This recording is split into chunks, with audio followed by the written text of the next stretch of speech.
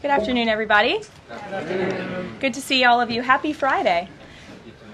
The President looks forward to embarking on his historic return to the Middle East, visiting Saudi Arabia, Qatar, and the United Arab Emirates next week, where he will focus on strengthening ties between our nations. 8 years ago, President Trump's first trip was to this same region of the world, where he introduced his bold peace through strength foreign policy strategy. On that trip, the president laid out his goal of eradicating terrorism and extremism in the region, which he successfully accomplished over the course of his administration with the total defeat of ISIS and the historic signing of the Abraham Accords. Now, 8 years later, President Trump will return to re-emphasize his continued vision for a proud, prosperous, and successful Middle East, where the United States and Middle Eastern nations are in cooperative relationships, and where extremism is defeated in place of commerce and cultural exchanges. This trip ultimately highlights how we stand on the brink of the golden age for both America and the Middle East, united by a shared vision of stability, opportunity, and mutual respect. The President greatly looks forward to visiting with our brave men and women in uniform at our U.S. Air Base in Qatar throughout this trip. Yesterday, President Trump demonstrated the art of the deal and secured a historic trade agreement, despite all of the naysayers who said no deals were coming. That, of course, turned out to be untrue. On the 80th anniversary of Victory Day for World War II, President Trump announced a great deal that provides American companies unprecedented access to the UK markets while bolstering U.S. national security. This trade deal will massively expand U.S. market access in the United Kingdom, creating a $5 billion opportunity for new exports for U.S. farmers, ranchers, and producers. This includes more than $700 billion in ethanol exports and $250 million in other agricultural products like good old American beef. The deal commits the United States and United Kingdom to work together to enhance industrial and agricultural market access and strengthens American competitiveness. Importantly, the deal also ensures streamlined customs procedures for U.S. exports. The UK will also be purchasing $10 billion of American-made Boeing planes as part of the deal. A trade agreement like this between the United States and the United Kingdom was being worked on for many years but continued to prove elusive. But because of President Trump's bold negotiating approach, he got it done. All of this happened because of President Trump's implementation of powerful tariffs to end the era of economic surrender and rebalance America's trading agreements. American workers and companies are the best in the world, and they finally have a president who has their backs, fights for them, and delivers good deals that puts them first. This is just the first of many trade deals to come. Get ready for more historic deals and our country to boom like never before. On that note, Treasury Secretary Scott Bessent and Ambassador Jameson Greer will meet with the lead representatives on economic matters from the People's Republic of China over the weekend in Switzerland. As President Trump has said, the United States and China have been talking for some time over the course of the administration, and now teams from both countries will meet in person to continue discussions. You can be certain that President Trump and his trade team will ensure we work to achieve the best deal possible for America. In other news, the Trump administration just announced a new incentive for illegal aliens living in the United States to self-deport. Eligible illegal aliens who now use the CBP Home app to self-deport will receive a clear, safe way to leave the United States. Their plane tickets home may be paid for, and they will receive a $1,000 stipend once we have confirmation that they have left our country. This new feature will allow illegal aliens to have a planned departure out of the country and to leave as soon as possible in a dignified way. If illegal aliens make the right decision here and submit their intent to depart through the CBP Home app and pass extensive vetting, they will be temporarily deprioritized for ICE detention and enforcement action before their scheduled departure. And leaving voluntarily in this matter may improve their legal immigration options in the future. This initiative will also save massive amounts of money for American taxpayers. Voluntary departures are much more cost-effective than traditional removals. By deploying the CBP Home app in this new way, President Trump is aiming to reduce the need for costly arrests, detentions, and court proceedings. Currently, the average cost of traditional removal is more than $17,000 per illegal alien. Our projections estimate that the use of the CBP Home app will massively reduce that financial burden by approximately 70% so taxpayer dollars can be redirected and our brave immigration law enforcement officers can focus on removing the most violent illegal aliens hiding in our communities. Finally, it was announced this morning that First Lady Melania Trump secured a $25 million investment in President Trump's budget to provide housing and support for youth transitioning out of foster care. And in recognition of the 7th anniversary of Mrs. Trump's Be Best initiative, the U.S. Department of Housing and Urban Development allocated funds toward the agency Foster Youth to Independence program. Yesterday, Mrs. Trump hosted a special celebration of military mothers with the president, bringing together 150 military moms from around the country to recognize their service, not just in their home, but for our country. For those of you who were there at the events yesterday like I did, I have no doubt you will join me in recognizing how truly special those moments were. So let's get to questions. Here in our new media seat today is Andrew Egger, the White House correspondent for The Bulwark. The Bulwark is a new media company launched in 2019 with hundreds of thousands of readers on Substack and more than 1 million subscribers on YouTube. Andrew, please kick us off. And thanks for being here. Yeah, thank you for having me, Caroline. The president posted another ad this week for his Trump meme coin. The group that's running that coin is encouraging people to buy in order to win a dinner this month with the president. Why is the president planning to attend a dinner for the top investors in his coin? Look, the president is abiding by all conflict of interest laws. The president has been incredibly transparent with his own personal financial obligations throughout the years. The president is a successful businessman, and I think, frankly, it's one of the many reasons that people reelected him back to this office. There are at least some people who are buying this coin who seem to view it as an opportunity to influence the president's views. There was a logistics company this week that said they would buy $20 million in the coin in order to advocate for free trade between the U.S. and Mexico. If buyers are buying for that reason, are they wasting their money? Look, I can assure you the president acts with only the interests of the American public in mind, putting our country first and doing what's best for our country, full stop. That's his intention, and that's what he's focused on. Kristen, good to see you here today. Welcome back. Caroline. Thank you. Glad to be back. So on those China talks, what does President Trump expect to come out of those talks, and is he going to be disappointed if his team can't secure a deal? Well, look, the president is very confident in his Secretary of Treasury, Scott Bessent, and of course Ambassador Jamieson Greer, who has played an instrumental role in all of these trade negotiations as well. I think yesterday's success, the announcement of a trade deal with the United Kingdom, is a great first step. Again, many said in this room it couldn't be done. Now we are moving forward with many other countries. We're talking to dozens of our trading partners around the world, but of course China is a major country, a major player in this space, and the president has said, and he's right, China needs the United States of America. They need our markets, they need our consumer base, and Secretary Bessent knows that he's going to Switzerland this weekend with the full support and confidence and trust of the president here at home. Jack? Thanks very much, Caroline. Two questions. First, can you give us an update on U.S. efforts to mediate or have an impact on the conflict between India and Pakistan? Sure, I absolutely can. This is something that the Secretary of State and, of course, now our National Security Advisor as well, Marco Rubio, has been very much involved in. The President has expressed he wants to see this de-escalate as quickly as possible. He understands these are two countries that have been at odds with one another for decades, long before President Trump was here in the Oval Office. However, he has good relationships with the leaders of both countries, and the Secretary of State, Marco Rubio, I spoke to him just yesterday. He has been in constant communication with the leaders of both countries trying to bring this conflict to an end. Just one other question. Yesterday, we saw the news of the new Pope. Before Pope Leo became Pope Leo, there were some critical comments that he made about President Trump and about Vice President Vance on his then X account. Does the White House have any reaction to those comments? The president made his reaction to Pope Leo's announcement yesterday very clear. He is very proud to have an American Pope. I think it was a surprise to everyone. I saw the news media was surprised to report on that yesterday, but it's a great thing for the United States of America and for the world, and we are praying for him. Thanks, Caroline. The president has been pretty firm on keeping these 145% tariffs in place on Chinese imports. Today, via Truth Social, he said that he'd be possibly open to lowering those to 80%.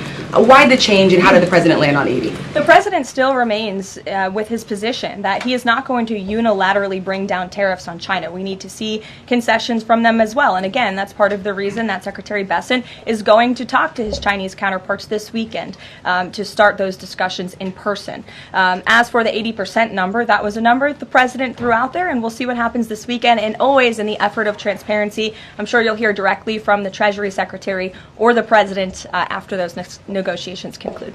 Jackie. Thank you, Caroline.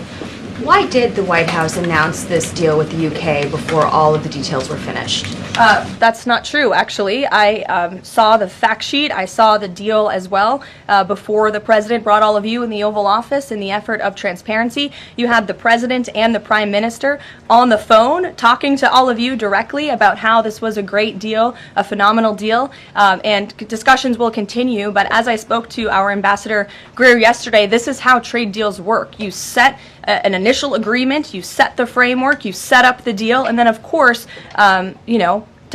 T's have to be crossed and I's have to be dotted, but this deal is a good deal, and the numbers are determined, and all of the market access that I just discussed will remain. Does that mean that the 10% baseline is going to still be there at the end when all of the other details are ironed out? The president is committed to the 10% baseline tariff, not just for the United Kingdom, but for his trade negotiations with all other countries as well. Permanently, even after the deals are done, like that is going to remain. The president is determined to continue with that 10% baseline tariff. I just spoke to him about it earlier. Stephen. Thank you, Caroline. I'd like to ask about New York and about a personnel matter. On New York, the mayor, Eric Adams, is here today. Could you tell us anything more about the visit, who initiated it, what they're talking about? And also, is there any comment from the White House on the air traffic control issues in Newark? All I will say on Mayor Eric Adams is that he requested a meeting with the president, and the president was willing to take it. If the president wishes to discuss his private meeting afterwards, I will let him do that himself.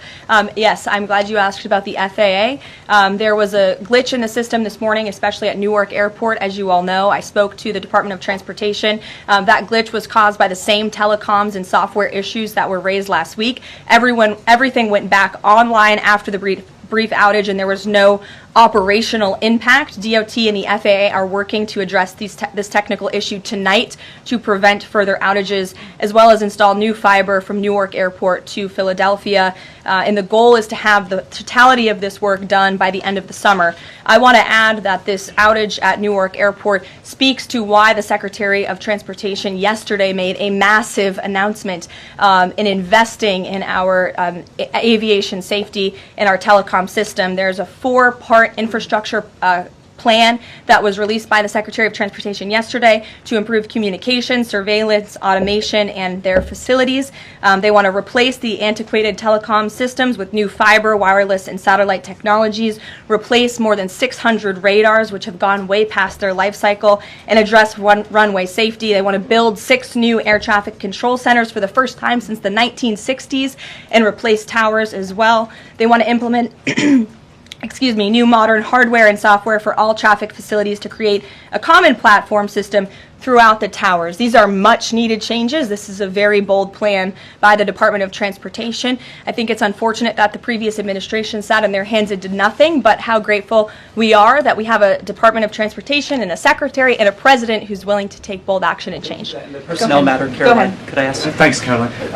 Just going back to India, Pakistan, can we expect President Trump to get in touch personally with the leaders of those countries to try and de-escalate this situation? If and when that happens, we will certainly let you know.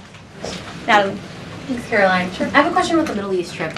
Will any of the president's family members, like including Don Jr., Eric, or Jared Kushner, be joining him on the trip? I am not tracking any of the president's family members joining us at this time, but of course the first family is welcome to come. I hope they would. They're great people, great to be around, but I'm not tracking them on the manifesto. And given that you noted he is a successful businessman, do you know if the president has any plans to meet with any of the folks involved with any of the family businesses over there, or see any of the sites that are going to be new Trump Not to facility? my knowledge, and let me just get to the premise of your question that both of you have raised. I think it's frankly ridiculous that anyone in this room would even suggest that President Trump is doing anything for his own benefit.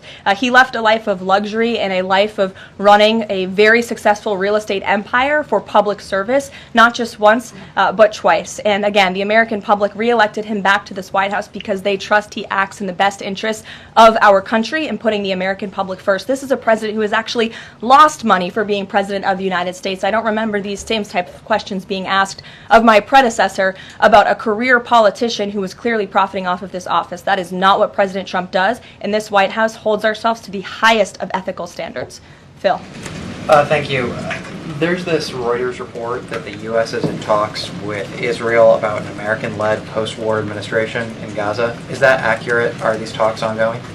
We are in constant communication and dialogue with our counterparts and our allies and friends in Israel. Ron Dermer was here at the White House yesterday meeting with members of President Trump's team. As for the situation in Gaza, the president and his entire national security team have made it very clear we want to see the hostages released from Gaza. That is a priority for this administration. As for what that looks like, and even moving beyond that, I'm not going to get into the details of plans that frankly may or may not have even been proposed, but I can emphasize what the president holds closest in his heart right now, and that's the release of all of the hostages in Gaza. And then there's been some conservative pushback to some of these salt tax, the salt tax cap. For instance, Majority Leader Steve Scalise said that bringing back the state and local tax deduction would essentially mean, quote, 45 states are subsidizing 5 states that have very high taxes imposed by leftist governors. Is he wrong? Is it fair to ask red Indiana to bail out blue New York? Well, look, this is an ongoing discussion on the Hill. There's a lot of disagreement on Capitol Hill right now about the SALT tax proposal, and we will let them work it out. As for the tax provisions in the reconciliation bill, the priorities of this president, he has made them incredibly clear. No tax on tips for our hardworking service workers, no tax on Social Security for our well-deserving seniors who have worked their whole lives to pay into this system, no tax on overtime for hardworking Americans as well, and there's a plethora of other priorities the president wants to see in this bill. Anyone who opposes this bill will be opposing the largest tax cut in American history. They will be voting to raise taxes by the tune of $4 trillion on the middle class of this country, and we look forward to holding them accountable for that. Everyone on Capitol Hill on both sides of the aisle should be supportive of the president's tax priorities. Follow up on that? Go ahead. Sure. Go ahead, and then I'll go to your follow-up. Thanks, Caroline. I want to follow up on the Truth Social post. So the president's saying 80% tariffs could come down. Just an announcement would be enough to lower those tariffs? Is that what he's looking for from the Chinese concessions? That's not what the president said. He said that an 80% number may sound good to him, but again, he's in constant contact with our Secretary of Treasury, who will be leading these negotiations this weekend. And historically, the Chinese have made the meeting itself a win.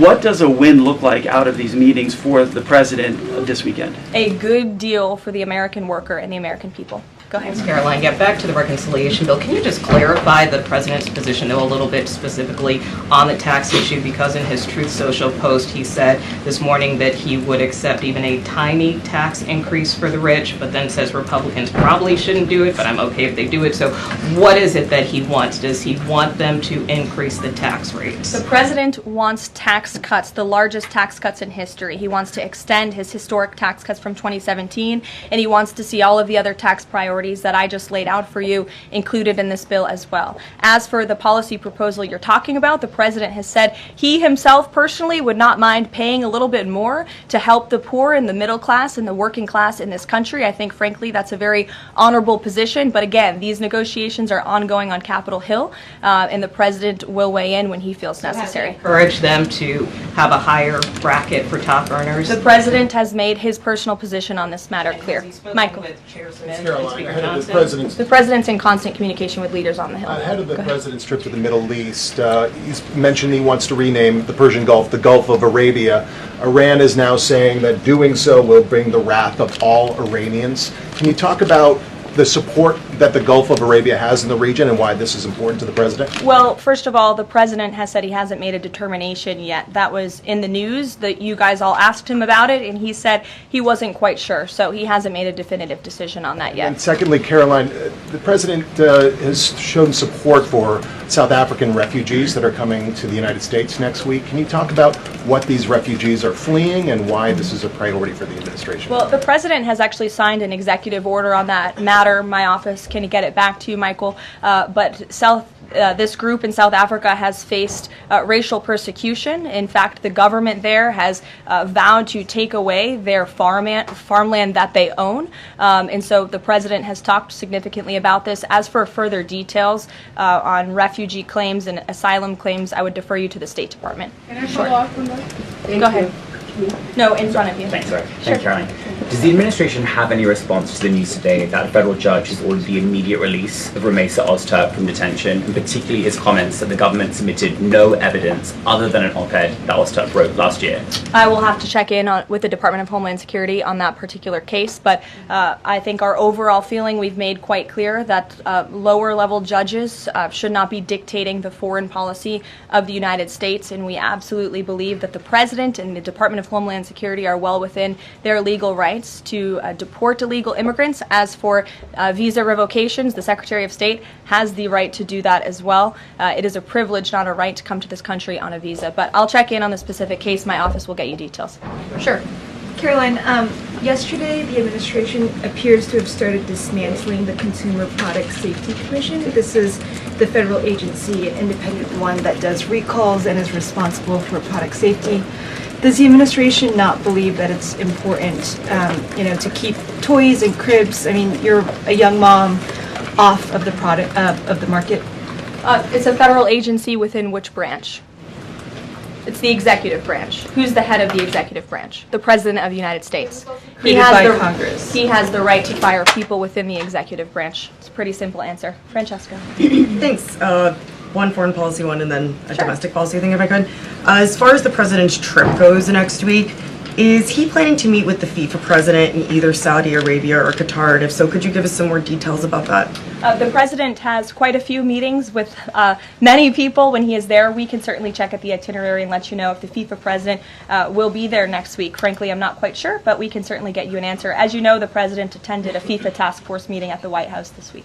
And on the domestic front, could you explain why the FEMA administrator was removed from his position this week? Look, this is a personnel matter in regards to the Department of Homeland Security, but my understanding is that this individual testified saying something that was contrary to what the president believes and the goals of this administration in regards to FEMA policy. And so, of course, we want to make sure that people in every position are advancing the administration's goals. But as for specifics, I defer you to the Department of Homeland Security. We leave it up to our great cabinet secretaries when it comes to personnel matters. Sure, in the back. Thank you. Aid hasn't gone into Gaza in 10 weeks. Israel says that this is a policy to pressure Hamas in the negotiations, the ceasefire negotiations. Is this a policy that this administration supports? The president answered this week. He said that he wants to ensure that aid can get into Gaza, but we have to do it in a responsible way to ensure it doesn't end up in the hands of terrorists. So this is something the administration is actively working on, and when we have a policy to announce on this definitively, we can certainly let you know. Can you talk about this effort for the U.S. to take over the distribution of aid in Gaza, to exclude Israel, but also international organizations said this effort militarizes aid? I would reject that characterization by whatever groups you are citing. Kelly. Caroline, thank you. I want to get back to the First Lady Melania Trump dealing with foster children. That's an important component in American life to see what happens to the future of our children, particularly in foster care. Can you explain the significance of this development between the First Lady and the housing and urban development? Yes, absolutely. It's millions of dollars that will go into a program that helps these children transition out of foster care to have productive and positive lives. And I'd like to share a personal story since you asked if I may. I hope the First Lady won't mind. I was at an event in Florida last year, and I was approached by a gentleman who was a foster dad, and he had taken in I think it was 6 or 7 foster children. And he spoke to me. He had recognized me in my work for President Trump's campaign at the time. And the little boy who was with him talked about the personal relationship that he had with First Lady Melania Trump. And the conversation she had had with him and how she really encouraged him to be the best that he could be during her first term here at the White House, and how even after she and President Trump left the White House, she kept in very close touch with this young foster child. It was a touching moment that I will never forget, and it speaks to the heart of this First Lady and the great work that she is doing for foster children. And this is certainly a very big announcement that I know our Secretary of Housing and Urban Development is in particular very excited about, and we can certainly get you all the details on that program. John. Thanks a lot, Carolyn. I want to ask you about the trade deal that the President announced yesterday with the UK as it relates to the auto sector. Sure. The trade group that represents the big three here in the U.S. believes that it may put the big three automakers at a competitive disadvantage. What the trade group says is that it will now be cheaper to import a UK vehicle with very little American content than a USMCA compliant vehicle imported from Mexico or Canada with just 50% American content. What's your response to that criticism coming from this trade group? Well, first of all, let's be clear about what the deal does. It sets a 10% rate on auto imports for the first 100 cars that are imported into the United States. 100,000 cars, thank you. That would be very few cars. 100,000 cars imported from the United Kingdom. After 100,000 vehicles, it goes back up to a 25% tariff. And as for our U.S. auto manufacturers, our auto industry, the president wants to put them on the best pedestal to compete. And by the way, if they produce vehicles right here in the United States of America, they will face no tariff at all. I would argue of any industry, the president has spent more time talking to and listening to the concerns of our auto industry here at home. He hears them, he believes in them, he wants to see them produce their vehicles here in the United States of America. This is a good deal for them too. Is this a model for European and Asian vehicles as well, what we see coming out of the UK trade deal with the US? Look, all of these deals are going to be tailor-made. The president has said that from the beginning. It's very apropos that the first trade deal was announced between the United States and the United Kingdom, one of our oldest and greatest allies, but each country has unique concerns and challenges in terms of American industry. We need to open up markets in every single country, and obviously the needs are unique, so our trade team is looking at each country and the advantages that we can pursue for American industries and American workers. Sure. Happy early Mother's Day. Oh, thank you. The president said yesterday that he would be speaking with Zelensky shortly. Did that call happen yesterday, or do we expect that to happen in the near term? The call happened yesterday. President Zelensky called the president to tell him that the critical minerals deal had passed the parliament in Ukraine. I talked to the president about that call. He said it was very good and productive, and of course the critical minerals deal is great for Ukraine, but also of course for the United States of America and our taxpayers here. It was a good call, and they also spoke about, of course, this ceasefire that the president proposed, the 30-day ceasefire between Russia and Ukraine, which we know Europe is on board with, and we hope both countries will agree to. So next week, do we expect President Putin, is there any chance that he could meet with Trump while he's in the region? The president answered this yesterday. Not going to happen. Question on ceasefire. Has he got any reaction from Zelensky or Putin on the proposal for ceasefire? Is he satisfied by the reaction to that proposal? Not to my knowledge, but certainly if there is a reaction and updates, I'm sure you'll hear directly from the president. Question, the president fired the Librarian of Congress. Why did he choose to do that? We felt she did not fit the needs of the American people. There were quite concerning things that she had done at the Library of Congress in the pursuit of DEI and putting inappropriate books in the library for children, and we don't believe that she was serving the interests of the American taxpayer well, so she has been removed from her position, and the president is well within his rights to do that. John. Thank you, Caroline. Happy Mother's Day as well. Thank you. President Trump ran on delivering the biggest tax cut in history, got over 70 million votes. Right now, you got a handful of obstructionists in the Republican conference that are saying they're not going to go along with his tax cut package. You just said those that don't will be held accountable. What is your description of being held accountable? Well, look, I think they'll be held accountable by the voters in their respective districts if they choose to vote for a tax hike to the tune of $4 trillion, which would raise taxes to thousands of dollars per household in this country. The president has great political instincts. That's why he's back in the Oval Office, and Capitol Hill should follow his lead. As for the president, speaking of him, he will be signing executive orders later this afternoon. We are happy to provide more information on those executive orders if you wish. Thank you for the Mother's Day wishes, and happy Mother's Day to all of the moms in the room. And don't forget to call your mom this Sunday. We'll see you guys later. Have a good weekend. Thank you, Carolyn.